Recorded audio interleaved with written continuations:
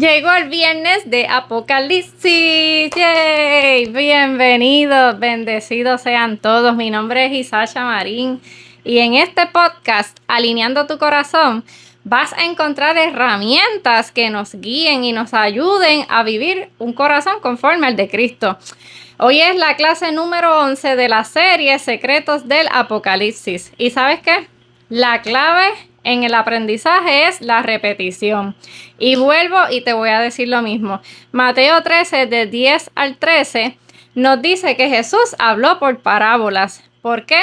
Porque esos misterios del reino de los cielos solamente Él va a elegir a quién va a ser revelado. No todo el mundo va a entender, pero para eso estamos estudiando su palabra. Porque cuando Él ve un interés genuino, Él ve una búsqueda, Él ve esa inquietud que tú tienes, esa hambre por aprender la palabra de Dios, Él te va a abrir el entendimiento, Él te va a quitar el velo de los ojos y tú vas a digerir y a gozarte esta palabra que vas a estar aprendiendo con estas clases. Es bien importante que las sigas en secuencia y que lleves una libreta porque hay mucha información valiosa para ti.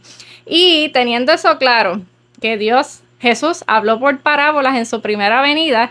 Esas parábolas hay unas que son del reino de los cielos y eso es lo que estamos estudiando. Y ya tenemos el significado de lo que es una semilla, de lo que es el campo, de lo que es el árbol, de lo que son las ramas, lo que son las hojas, lo que es el fruto y lo que es el ave. Pero Isacha, ¿qué tiene que ver eso? Pues tienes que ver las primeras 10 clases. Porque una semilla, cuando Jesús dice y da un ejemplo con una semilla, Él nos está explicando el mundo espiritual con algo físico. Y tú entiendes lo que es una semilla. Pero entonces dice que cuando el sembrador siembra una semilla, esa semilla es la palabra de Dios. Entonces, cuando se refiere al campo, se refiere al corazón de una persona, pero también se refiere a lo que es la iglesia.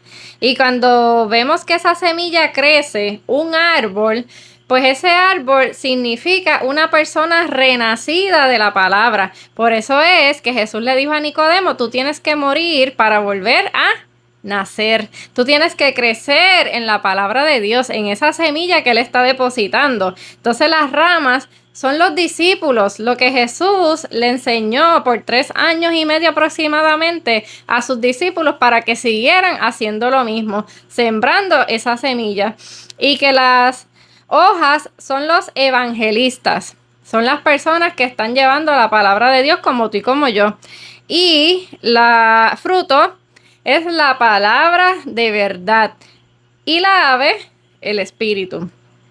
Pues teniendo esto en cuenta, este repaso así rapidito, si tú quieres volver a repasar de dónde salió que Isacha dice que esto es esto, mira, los primeros 10 clases, todo es de versículos, porque todo está en la Biblia. Estamos buscando la revelación en la misma palabra de Dios. Mateo 13, del 31 al 32, tiene que ver con la semilla de mostaza. Pero mira cómo dice la palabra. Jesús también les hizo esta comparación. Con el reino de Dios pasa algo parecido a lo que sucede con la semilla de mostaza.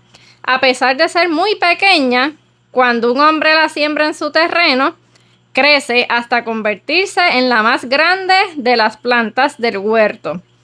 Llega a ser tan grande como un árbol y hasta los pájaros hacen nidos en sus ramas.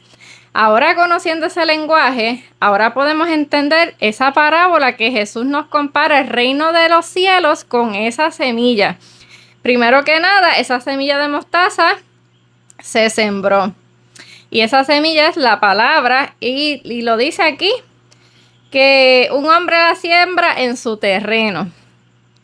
Esa palabra que él aprendió de la Biblia, de Dios, él la lleva a su corazón y crece. Cuando llega a un corazón fértil, a un terreno bueno, un terreno noble, un terreno puro, deseoso de crecer en Dios, pues crece hasta convertirse en un árbol. Y el árbol es una persona renacida de la palabra. Y llega a ser tan grande que hasta los pájaros hacen nidos en sus ramas. Entonces, ¿qué significa los pájaros? El Espíritu Santo es un lenguaje figurativo. El Espíritu Santo llega a esa persona que es renacida de la palabra de Dios. ¿Ves? Esto es bien básico.